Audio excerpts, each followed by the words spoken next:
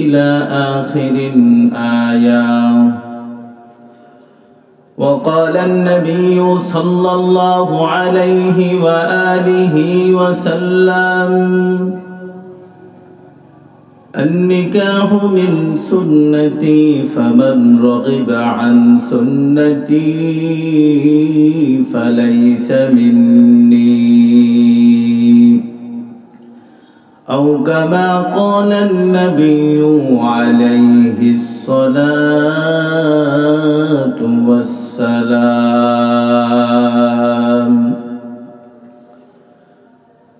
وقال تعالى في شان حبيبه ومعشوقه ومحبوبه مخبرا وآمرا: إن الله وملائكته يصلون على النبي يا أيها الذين آمنوا صلوا عليه وسلموا تسليما. اللهم صل على سيدنا ونبينا وشفيعنا وحبيبنا ومولانا محمد صلى الله عليه وعلى آله وأصحابه وبارك وسلم. بلغ العلا بكماله كشف الدجى بجماله حسنت جميع خصاله. صلوا عليه وآله. चमकता रहे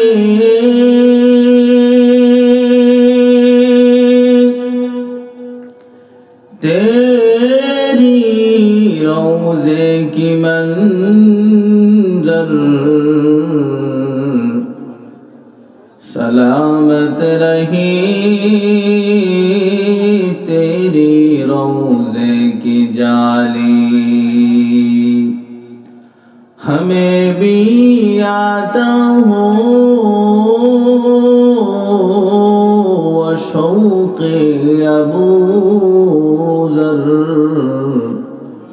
हमें भी आता हो वजज़बे बलाली। बलगल उला कशफद दुजा बिजमालिही हसनत जमीउ खसालिही।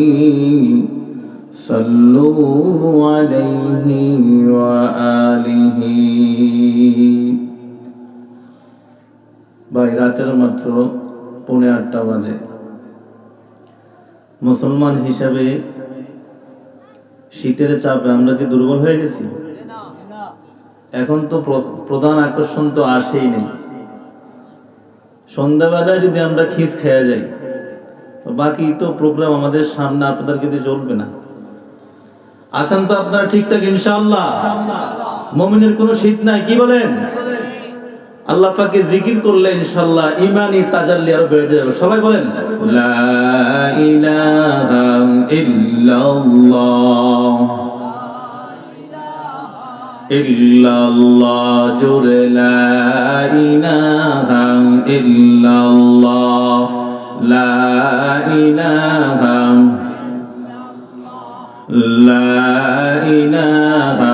ইল্লাল্লাহ। যার দিলেতে আছে আল্লাহর ভয়, সেই দিলওয়ালা জান্নাতি হয়। ভালো লাগে না কোনোই কিছু তার, ভালো লাগে না কোনোই কিছু তার, শুধুই ভালো লাগে ইল্লাল্লাহ, লা ইলাহা ইল্লাল্লাহ, লা ইলাহা ইল্লাল্লাহ, জোরে লা ইলাহা ইল্লাল্লাহ।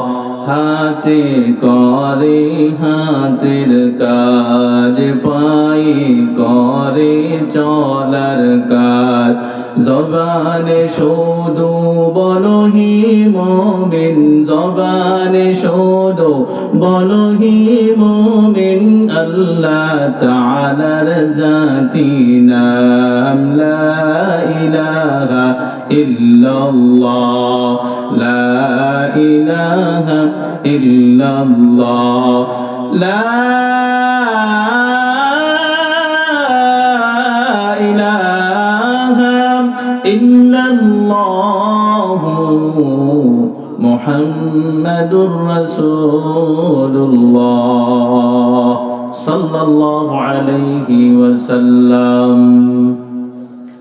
আলহামদুলিল্লাহ, মারকাজুস সুন্নাহ আদর্শ মহিলা মাদ্রাসার কর্তৃক আয়োজিত পঞ্চম বার্ষিক ওয়াজ দোয়ার মাহফিলের মোহতারম শ্রদ্ধাভাজন সভাপতি সাহেব, প্রধান অতিথি, ওয়াজিন ইকরাম বৃন্দ, মঞ্চে উপস্থিত জাতির শ্রেষ্ঠ সন্তান হযরত উলামায়ে কেরাম, আমার সামনে উপবিষ্ট মুরব্বিয়ানে আযম, দিগার ছাত্র ভাইরা, পর্দার আলে অবস্থানরত শ্রদ্ধেয় সম্মানিতা মা ও বোনেরা, আসসালামু আলাইকুম ওয়া রাহমাতুল্লাহি ওয়া বারাকাতুহু।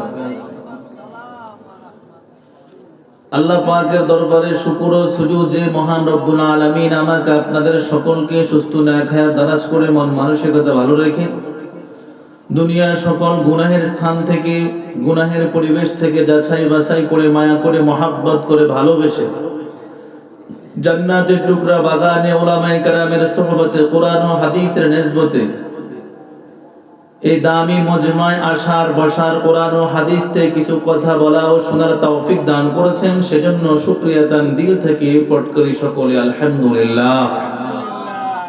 মুহতারাম হাজরিন, এই মাহফিল হওয়াতে আপনারা খুশি না বেজার? আওয়াজ করে বলেন, খুশি না বেজার? মাশাআল্লাহ।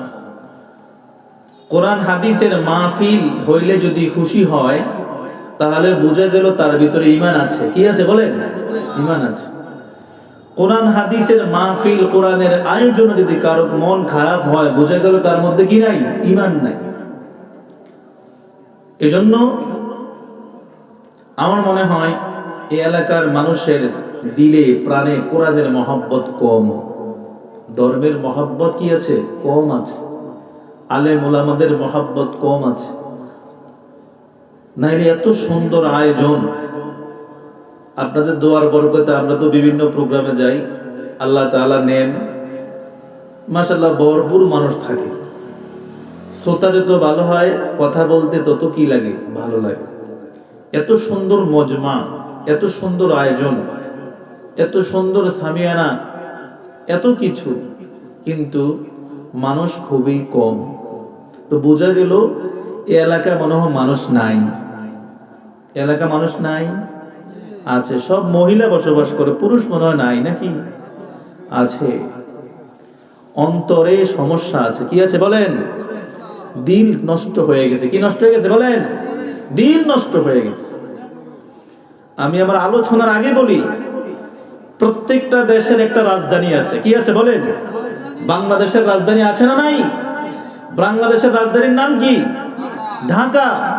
দেশের যেরকম একটা রাজধানী আছে, প্রত্যেকটা মানব দেহে একটা রাজধানী আছে, সেই রাজধানীর নাম হলো কলব। রাষ্ট্রের রাজধানী যদি শান্ত হয়, সারা দেশ শান্ত হয়। রাষ্ট্রের রাজধানী যদি অশান্ত হয়, সারা দেশ অশান্ত হয়। ঠিক কিনা বলে? আমার আপনার দেহের মধ্যে আল্লাহ তাআলা একটা কলব নামক রাজধানী দিয়েছেন। সেই রাজধানীটা যখন ভালো হবে, পুরো দেহ ভালো হবে। আর রাজধানী নামক কলব যখন নষ্ট হবে, পুরো দেহটাই নষ্ট হবে। বলেন নাউজুবিল্লাহ। যার কলব ভালো হবে, তার চক্ষুদয় ভালো হবে। যার কলব ভালো হবে তার উভয় হাত ভালো হবে, যার কলব ভালো হবে তার জবান ভালো হবে, যার কলব ভালো হবে তার পা ভালো হবে, যার কলব ভালো হবে তার 2 রানের চিপার অঙ্গ ভালো হবে, ঠিক কি না বলেন? যার কলব নষ্ট তো তার সব নষ্ট, সব বরবাদ। এজন্য মুহতারাম হাজিরিন, গুনাহের সয়লাব সিনার উপর পড়তে পড়তে পড়তে পড়তে এতটা পিছলা হয়েছে যে কোরআন হাদিসের কথা এই সিনার মধ্যে বসে না, যদি পড়ে সাথে সাথে পিছলা খেয়ে সেটা সেখান থেকে হোঁচট খেয়ে পড়ে যায়। এজন্য আমাদের সাথে তো কারোর সাথে দলাদলি নেই, আমরা কোরআনের দাওয়াত নিয়ে এসেছি, ঠিক কিনা বলেন? বোঝা গেল? দিলের ভিতরে কোরআনের মহাব্বত নাই, আজমত, প্রেম ও ভালোবাসা নেই। কোরআনের ভালোবাসা ছাড়া যদি কোনো দিলওয়ালা মানুষ কবরে যায়, বলেন তো কবরের অবস্থা ভালো হবে না খারাপ হবে? এজন্য আলোচনা আমার ওই দিকে নয়।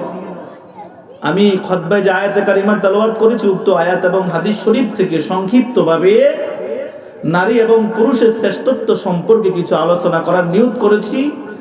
সূরাতুন নিসায়ের ৩৬ নম্বর আয়াতের কিছু অংশ তেলাওয়াত করেছি। আল্লাহ তাআলা যেন আমাকে উক্ত আয়াত ও হাদিস শরীফ থেকে সহি শুদ্ধ কিছু কথা বলার তৌফিক দান করেন। সকলে দিল থেকে বলুন আমিন। মুহতারাম হাজিরিন, পৃথিবীতে আল্লাহ তাআলা মানুষ সৃষ্টি করেছেন 2 জাত। কয় জাত বলেন? নারী এবং পুরুষ। নারী এবং পুরুষ। মানুষ শ্রেষ্ঠ। লাকাদ খালাকনাল ইনসানা ফি আহসানি তাকওয়িম। সৃষ্টিকুলের সর্বশ্রেষ্ঠ জীবের নাম, সৃষ্টির নাম হলো ইনসান। ও ইনসানের মধ্যে আল্লাহ তাআলা 2টো জাত সৃষ্টি করেছেন, নারী এবং পুরুষ।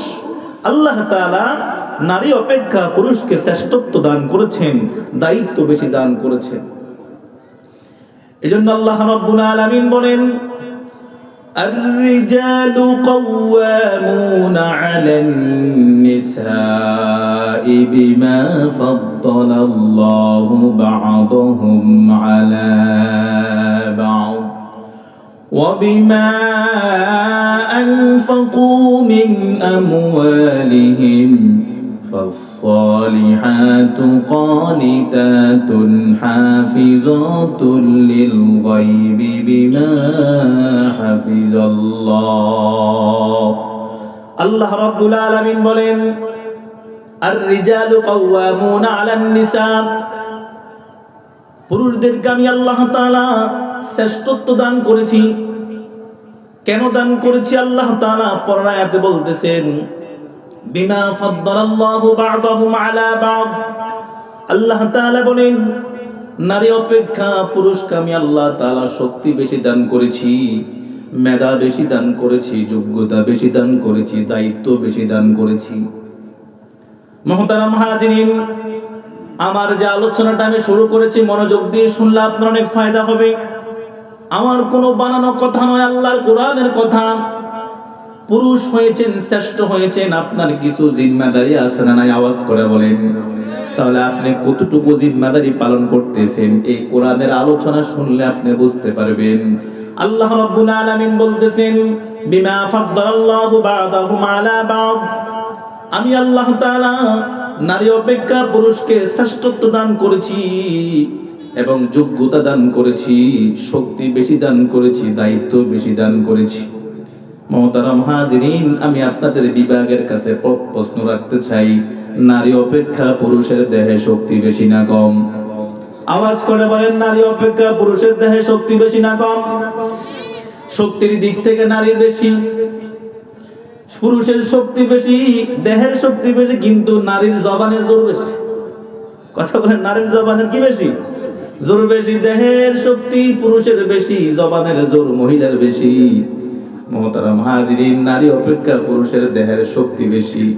তারপরে মুহতারাম হাজিরিন, নারী অপেক্ষা পুরুষের যোগ্যতাও কিন্তু বেশি।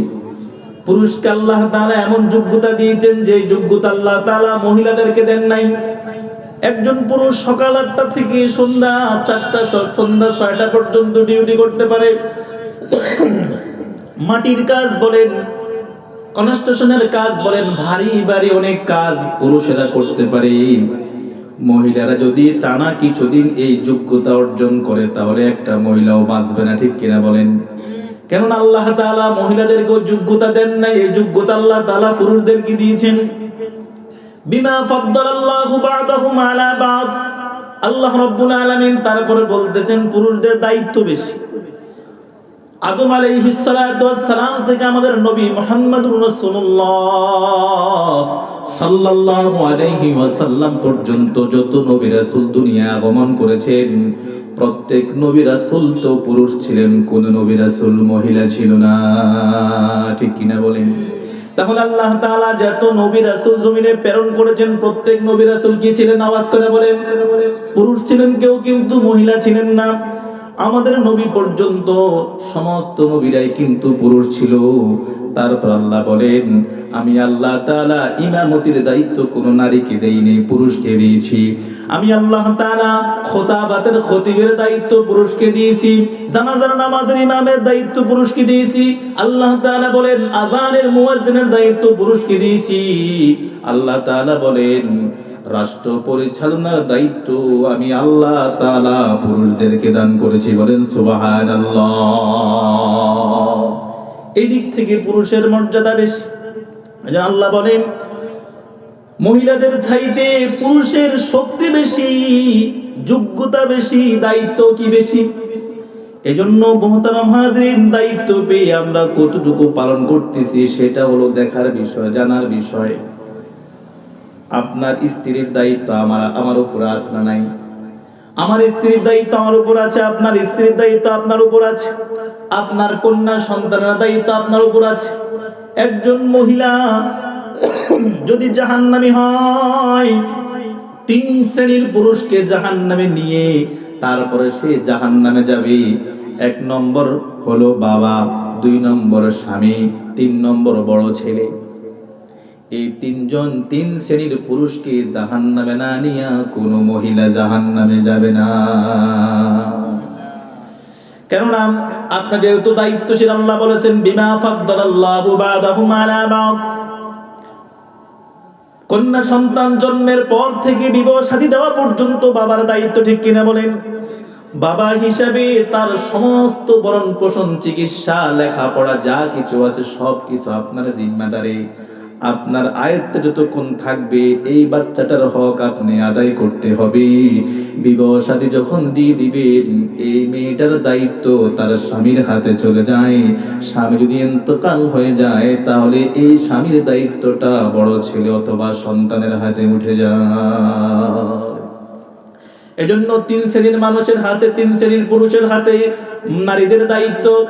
এজন্য বাবা, যদি আমি দায়িত্বশীল হলাম কিন্তু দায়িত্ব পালন করলাম না, তাহলে আমার কপালে লাঠির বাড়ি আছে না নাই? কথা বলেন, আছে না নাই? এজন্য মুহতারাম হাজিরিন, তারপরে আবার আল্লাহ তাআলা বলতেছেন, ওয়া বিমা আনফাকু মিন আমওয়ালিহিম, মহিলাদের উপর খরচ করার দায়িত্ব কিন্তু পুরুষের। পুরুষকে আল্লাহ তাআলা আদেশ করেছেন, তোমরা নারীদের উপর খরচ করবা। যেমন যারা বিবাহ শাদী করেছো, তোমার বিবাহের একটা মোহর হয়েছে কিনা? আওয়াজ করে বলো। এই মোহরের জিম্মাদার কি পুরুষের না নারীর? আওয়াজ করে বলেন, কার? অবশ্যই পুরুষের। ভরণ পোষণ যা কিছু আপনি এনেছেন, শাড়ি বলেন, দোসর বলেন, যা কিছু বলেন, যত কিছু আইব্রো, সোনু, লিপস্টিক ইত্যাদি যা কিছু, এগুলো কে কিনে দেয়? মেয়ে না ছেলে? ওই যে আল্লাহ বলছেন, সারা জীবন শুনেছেন কিন্তু আল্লাহর কোরআন থেকে মনে হয় শুনেন নেই। আল্লাহ বলেছেন, ওয়া বিমা আনফাকু মিন আমওয়ালিহিম, স্ত্রীর উপর খরচ করার দায়িত্ব আমি স্বামীকে দিয়েছি, পুরুষদেরকে দিয়েছি। তারপর আল্লাহ রাব্বুল আলামিন বলছেন, ফাসসালিহাতু কানিতাতুন হাফিযাতুন লিল গায়বি বিমা হাফিজাল্লাহ। আল্লাহ রাব্বুল আলামিন এখন বলতেছেন, স্ত্রী লোকদের মধ্যে নেককার কারা? স্ত্রী লোকদের মধ্যে সৎ কারা, নেককারিনী কারা? আল্লাহ তাআলা বলতেছেন, যে সমস্ত মহিলারা আল্লাহ পাকের হুকুম আহকাম মেনে চলে। ও মা বোনেরা, এই আলোচনাটা আপনাদের জন্য শোনা অত্যন্ত জরুরি। আপনি নামাজি বলে আপনি নিজেকে নেককারিনী মনে করেন, আপনি হাজী সাহেবা বিদায় আপনাকে নিজে নেককার মনে করেন, কিন্তু আল্লাহ তাআলা কাদেরকে নেককার বলছেন আল্লাহর কোরআন থেকে আপনি শুনে নেন। আপনার মধ্যে যদি এই গুণগুলো থেকে থাকে তাহলে আপনি নেককার, আর যদি এই গুণগুলো না থাকে তাহলে আপনি বদকার। আল্লাহ তাআলা বলতেছেন ফাসসালিহাতু কানিতাতুন, রব্বুল আলামিন বলেন ওই সমস্ত মহিলারা নেককার যারা আল্লাহ রব্বুল আলামিনের হুকুম আহকাম মেনে চলে, আল্লাহ তাআলার বিধান মেনে যারা চলে। কানিতাতুন, এবং আল্লাহ পাক রব্বুল আলামিনের আনুগত্য করে, আল্লাহর আনুগত্যের পাশাপাশি স্বামীর আনুগত্য করে। কার আনুগত্য বলেন? আল্লাহর আনুগত্যের পাশাপাশি যে স্ত্রী মহিলাটা, যে স্ত্রী লোকটা স্বামীর আনুগত্য করে, আল্লাহ রাব্বুল আলামিনের ভাষায় বলেন ওই মহিলাই হলো নেককার। বলেন সুবহানাল্লাহ। কেননা আমরা যতটুকু জানি এমন অনেক অনেক হাজারো মহিলা আছে, হাজী সাহেবা খুব তাহাজ্জুদ গুজার, খুব পর্দাশীল মহিলা, খুবই ভালো একজন মহিলা, সৎ চরিত্রবান, সর্বদিকে তার খুব ভালো গুণের খুব বাহাদুরি আছে, কিন্তু স্বামীর ক্ষেত্রে আসলে ওই মহিলার কোনো বাহাদুরি চলে না। স্বামীর সাথে খুব খারাপ আচরণ করে, স্বামীর কথা মানতে পারে না, স্বামীর কথা শুনলে তার শরীর চলে, এরকম বদকার মহিলা আছে না নাই? যেন আল্লাহ তাআলা বলেছেন আল্লাহর আনুগত্যের পাশাপাশি যে স্ত্রী স্বামীর আনুগত্য করে সে হলো নেককার আল্লাহর ভাষায়। তারপর রব্বুল আলামিন বলতেছেন হাফিজাতুল লিল গায়বি বিমা হাফিজাল্লাহ, যে মহিলা স্বামীর উপস্থিতিতে স্বামীর অনুপস্থিতিতে সর্বহালতে স্বামীর আমানতের হেফাজত করে। কিসের হেফাজত বলেন? স্বামীর আমানতের হেফাজত। স্বামী বাহিরে বেচারা যা কিছু কামাই করে সব কামাইগুলো আইনা ঘরের মধ্যে জমা করে, ঠিক কিনা বলেন? এই জমাকৃত সব সম্পদের মালিক স্বামী। ওই সমস্ত সম্পদগুলো স্ত্রীর কাছে আমানত থাকে। ওই মহিলা স্ত্রী যদি ওই স্বামীর সম্পদগুলোকে আমানত রাখে, স্বামীর অনুমতি ছাড়া যদি কোনো একটা মাল কাউকে হাওলাত দেয় অথবা এমনিতে দান করে, তাহলে ওই মহিলা আমানতদার নয়, ওই মহিলা হলো খেয়ানতদার। যে মহিলা আমানতদারি অর্জন করলো আল্লাহর ভাষায় ওই মহিলা হলো নেককার। বলেন সুবহানাল্লাহ। মুহতারাম হাজিরিন, এমন অনেক মা বোনেরা আছেন বুঝেন না, স্বামীর অনুমতি ছাড়া স্বামীর গরুর গাভীর দুধ নিজের বাপের বাড়িতে পাচার করতেছেন। 5 কেজি তেল, 5 কেজি ডাল, 5 কেজি এটা সেটা বিভিন্ন কিছু। নিজের বোন অসুস্থ, বোনের ছেলে অসুস্থ, বোনের মেয়ে অসুস্থ, বিভিন্ন কারণে আপনার স্বামীর টাকা থেকে 10,000 টাকা তাকে দিয়ে দিলেন, স্বামীর অনুমতি নেন নেই। এই স্বামীর সম্পদ আপনি অনুমতি না নিয়ে যদি হাজার লক্ষ টাকা দান করেন একটু সওয়াব হবে না, ঠিক কিনা বলেন? কারণ এই টাকার মালিক আপনি নয়, এই টাকার মালিক কে? আওয়াজ করে বলেন স্বামী। কারণ আপনার কাছে আমানত দেওয়া হয়েছে, আপনি খেয়ানত করেছেন, আল্লাহর ভাষায় আপনি বদকার। যদি আমানত যদি পুরা করতে পারেন আপনি আল্লাহর ভাষায় নেককার। এজন্য স্বামীর সম্পদের হেফাজত করতে হবে। যে মহিলা, যেই স্ত্রী স্বামীর সম্পদের হেফাজত করবে ওই মহিলাই হবে আল্লাহর ভাষায় নেককার। আল্লাহ তাআলা এই আড্ডা গ্রামের, এই দেশের সমস্ত স্ত্রীদেরকে নেককার হিসেবে কবুল করুক। জোরে বলেন আমিন। তারপর আল্লাহ রাব্বুল আলামিন বলতেছেন হাফিজাতুল লিল গায়বি বিমা হাফিজাল্লাহ, প্রত্যেকটা স্ত্রীর মাথার তালু থেকে পায়ের তালু পর্যন্ত পুরাটা দেহই স্বামীর আমানত। এই আমানতের খেয়ানত কখনো করা যাবে না। মা বোনরা ভালো করে শুনে রাখেন, এমন কিছু মা বোনেরা আছেন যে স্বামীর আমানতের খেয়ানত করেন, স্বামীর সামনে খুব হুজুর হুজুর দেখান, খুব সুফিগিরি দেখান, স্বামীর অগোচরে রাতভর আপনি কোমল ভাষায় মিষ্টি ভাষায় পরপুরুষের সাথে কথা বলে রাত কাটান। এমন বদকার মহিলা আমাদের দেশে নাই। আওয়াজ করে বলেন আছে না নাই? মুহতারাম হাজিরিন, আপনি কিন্তু আপনার জবান স্বামীর আমানত। নামাজ পড়েন, আমানতের খেয়ানত করেন, আপনার কোন নামাজ কাজে লাগবে না। আপনি খেয়ানতদার, আপনি খেয়ানতদার। এজন্য মাথার তালু থেকে পায়ের তালু পর্যন্ত আপনার সৌন্দর্যতার স্বামীর আমানত। আপনার জবানের সুন্দর মিষ্টি ভাষাটা স্বামীর আমানত। আপনার স্বামীর সাথে সুন্দর ভাষায় কথা বলতে পারেন না, পরপুরুষ দেবর এটা সেটা বিভিন্ন ধরনের গার্ল বয়ফ্রেন্ডের সাথে আপনি মিষ্টি ভাষায় কথা বলতে পারেন। স্বামী বেচারা এতিমের মধ্যে ঘরে আইসা যার মন মতো চলাফেরা করে, আপনি একটু সুন্দর ভাষা সুন্দর হাসি দিয়েও আপনি আমানতটার হেফাজত করতে পারেন না।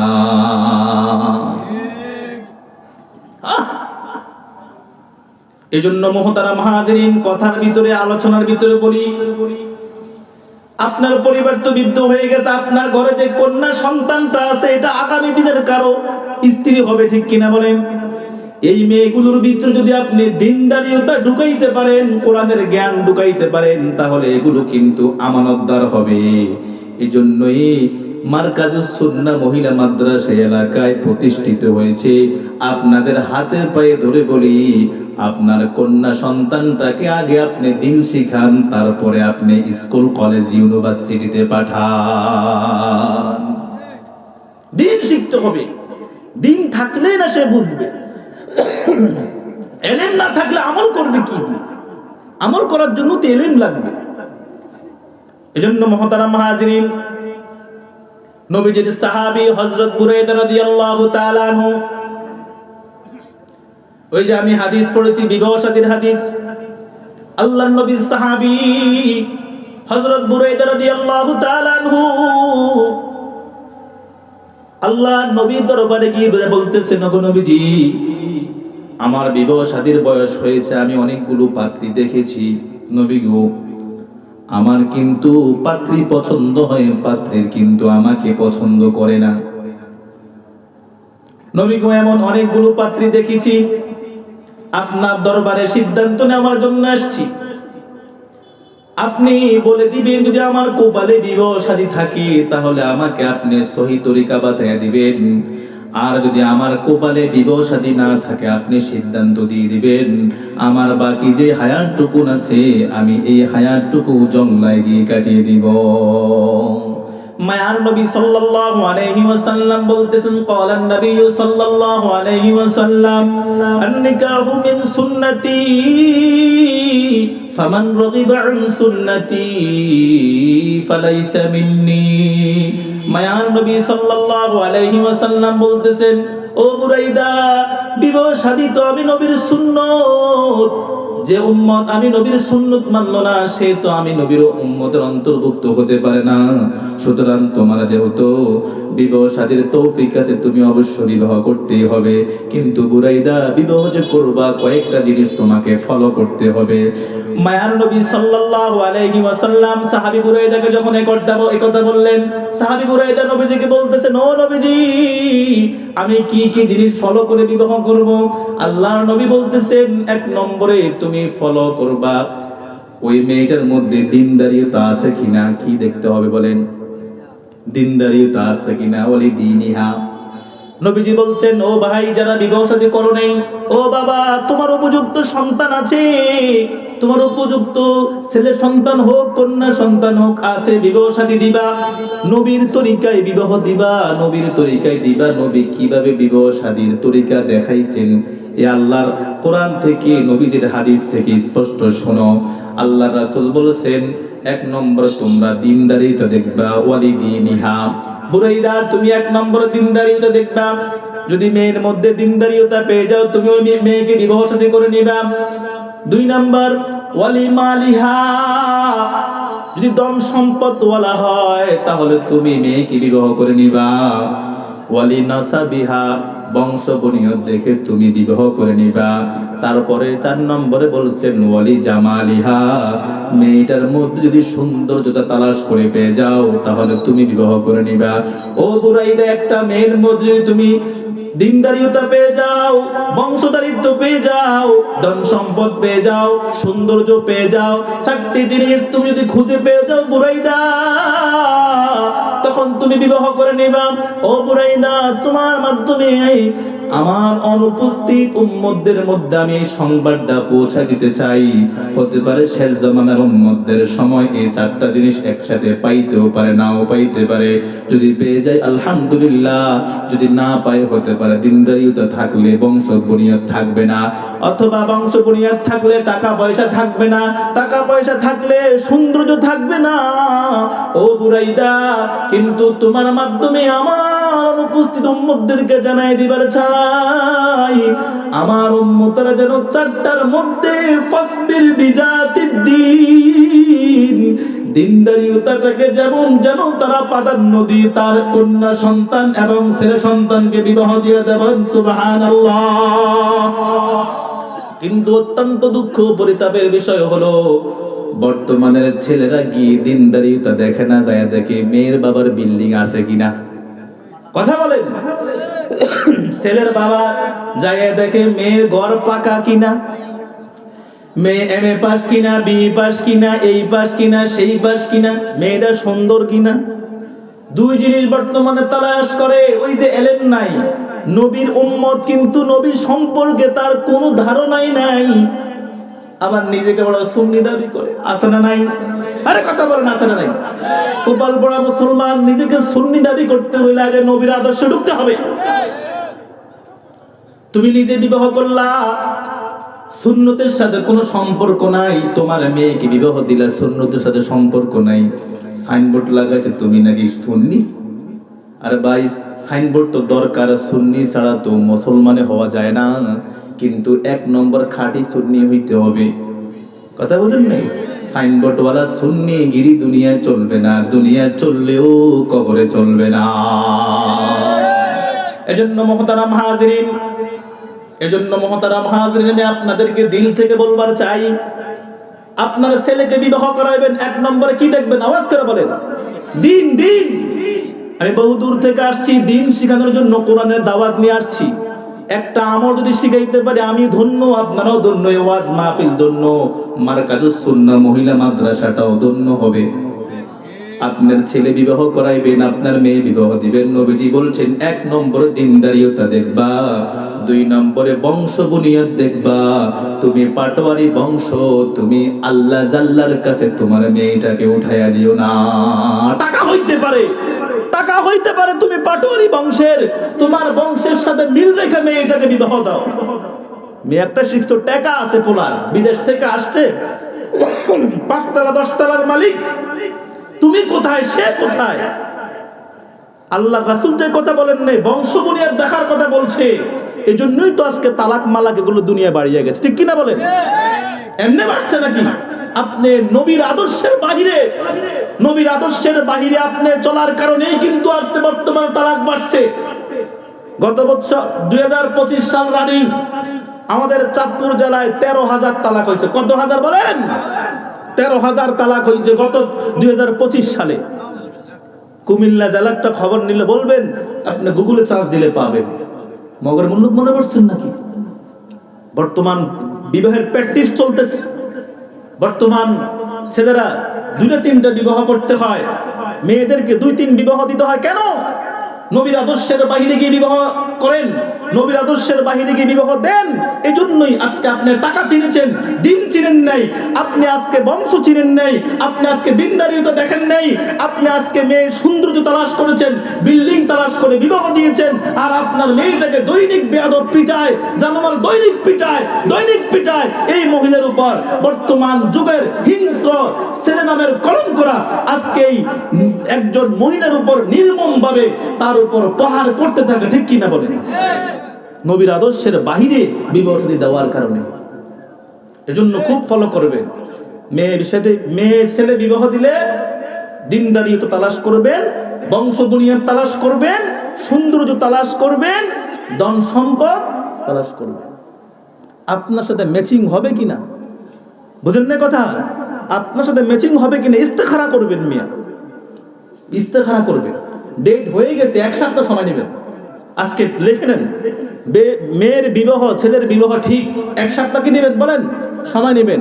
মেয়ের মাকে বলবেন ইস্তেখারা করার জন্য, মেয়ের বাবা আপনি ইস্তেখারা করবেন, ছেলের বাবা ছেলের মা ইস্তেখারা করবে, মুরাকাবা করবে ফজরের নামাজের পরে। মাগরিবের নামাজের পরে আমার মেয়েটাকে এখানে দেওয়া যায় কিনা, কথা বুঝেন নেই? আউল ফাউল দালাল মালাল, আরে ভাই দালালগিরি গরু বাজারে চলে, বিবাহের মঞ্চে কি দালালে চলে নাকি? এই দেশের দরমাইন নামের এক দালাল বের হইছে, তিলের তাল বানাইয়া একটা সভ্য ভালো আচরণ, একটি ভালো দিনদার একটা মহিলার জীবন নষ্ট করে 10,000 টাকার বিনিময়। আফসোস লাগে মিয়া, আপনার মেয়েটাকে আপনি 10-15 বছর লেখাপড়া করাইছেন, ইউনিভার্সিটিতে পড়াইছেন, মহিলা মাদ্রাসায় পড়াইছেন, কলেজে পড়াইছেন, এই করছেন সেই করছেন, একটা ছেলেকে কত কষ্ট করে মা বাবা প্রতিষ্ঠিত করে, আহা 10,000 টাকা 5,000 টাকার বিনিময় একটা গাঞ্জাখোর ছেলের ব্যাপারে এত সুন্দর সুনাম গায়া একটা ভালো ফ্যামিলি ঢুকাইয়া দেয়, ওই পোলা করে বিয়ে শাদী করে গাঞ্জা খায়। আশ্চর্যের ব্যাপার স্যাপার, এগুলো দেখার বিষয় আছে। এজন্য হাদিসে আছে সবকিছুর ব্যাপারে দোষ না খুঁজলেও বিবাহ শাদী দেওয়ার ক্ষেত্রে খুব দোষ খুঁজতে হবে, কথা বলেন নেই? খুব তালাশ করতে হবে। 1 নম্বরে মেয়ে মা ভালো কিনা দেখতে হবে, মেয়ের নানার বংশ ভালো কিনা দেখতে হবে। এজন্য যুবক ভাইয়েরা যারা বিয়া করস নেই, এ ওয়াজ মুখস্থ করে রাখবি। যদি পাগল হস ডালা ডালা ঘুরবি, ডালা ডালা যা ঘুরবি। এ যুবক ভাইয়েরা, কিভাবে সংসার করবা, কিভাবে ধর্ম করবা, কিভাবে দাম্পত্য জীবন চালাইবা, কোরআনে আছে না নাই? আল্লাহ তাআলা বলতেছেন, ওয়াল্লাতী তাখাফুনা নুশুযাহুন্না ফা'iযূহুন্না ওয়াহজুরূহুন্না ফিল মাদাজি'i ওয়াদরিবূহুন্না فإن أطعنكم فلا تبغوا عليهن سبيلا إن الله كان عليا كبيرا الله أكبر আল্লাহ রাব্বুল আলামিন বলেন, ওয়াল্লাতী তাকাফুনা নুশুযাহুন্না, হে যুবক ভাইরা মনোযোগ দিয়ে শোনো। আল্লাহর কোরআন থেকে বলা হচ্ছে সূরাতুন নিসার ৩৬ নম্বর আয়াতের অংশ। আল্লাহ রাব্বুল আলামিন বলেন, হে স্বামীরা, তোমরা যদি আশঙ্কা করো তোমার স্ত্রী তোমার অবাধ্যে চলে, অথবা অবাধ্যতার ভাব তুমি দেখতে পাও, যে সে তোমার অবাধ্য চলাফেরা করে, পরপুরুষের সাথে চলাফেরা করে, কথাবার্তা বলে, তাহলে তুমি দৈরা মাত্র তালাকের সিদ্ধান্ত নিও না, ডিলিট করার সিদ্ধান্ত নিও না। কোরআন হাদিস ফলো করো যুবক, কোরআন ফলো করে যদি সংসার করো, তোমার সংসারটা ফুলের বাগান, জান্নাতের বাগান হবে।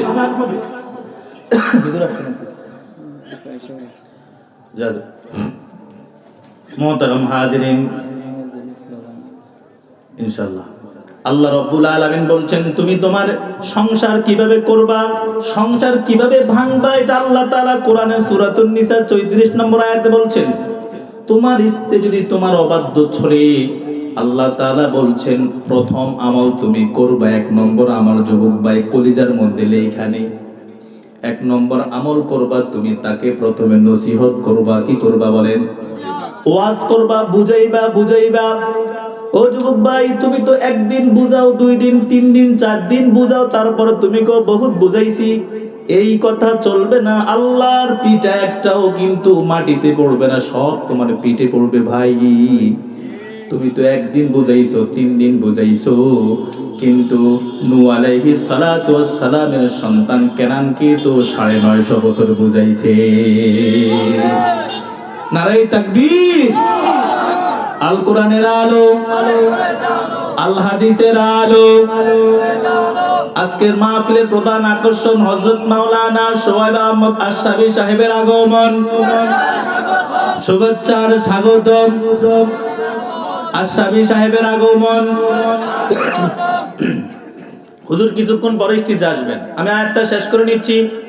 আল্লাহ রাব্বুল আলামিন বলছেন, তোমার স্ত্রী তোমার অবাধ্য চলে, তুমি প্রথম আমল করবা, প্রথম কাজ তোমার জন্য হলো তাকে বুঝাইতে হবে, ওয়াজ করতে হবে। ওয়াজ করার পরে যদি ঠিক না হয়, তাহলে তাকে আসসালামু আলাইকুম,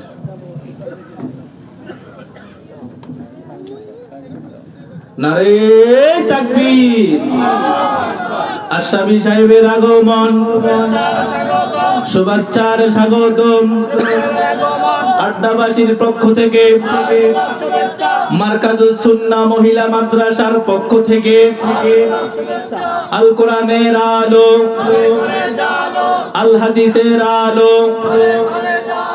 আশরাফি সাহেবের আগমন, আল্লাহ তাআলা হুজুর হায়াতে বারাকা দান করুক, আমিন।